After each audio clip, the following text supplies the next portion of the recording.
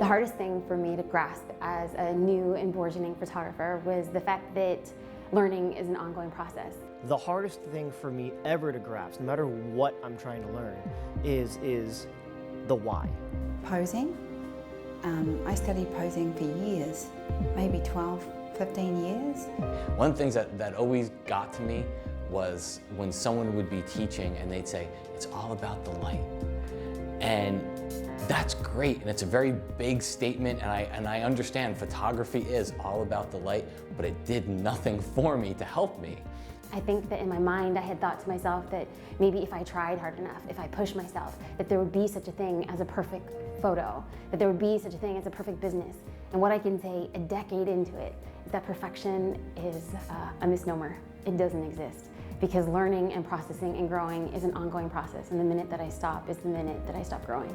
It's pretty easy to photograph a beautiful girl that can move on her own, but 98% of the population cannot. And they do not look like models. They're a foot shorter and a foot wider, and they do not have a natural movement or sensuality or even confidence in front of the camera. So posing seems to be, to me, it's really the base of all portraiture.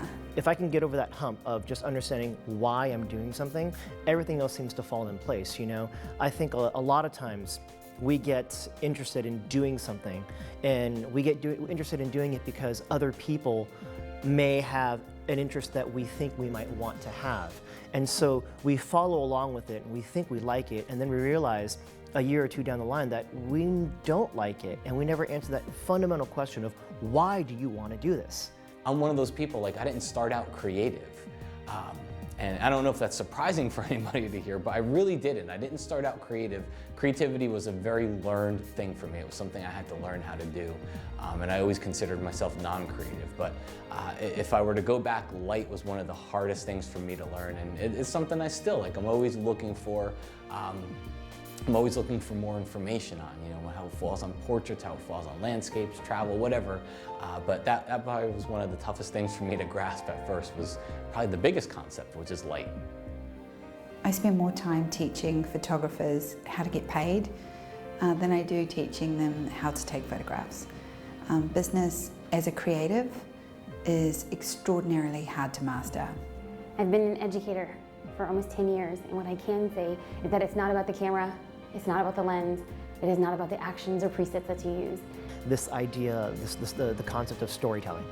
And for me, that's very personal to me, because that's why I got into filmmaking. If I could teach them anything, it would be to allow themselves to get paid being a creative. That was my biggest hurdle as a business owner, and I would love to pass that on. If I could get any one thing across, I guess it would be confidence, because I think lack of confidence is the killer of all creativity. It's one of those things that just builds on itself. As soon as you get a little, you want more and more and more, and I think you start to do things to get there.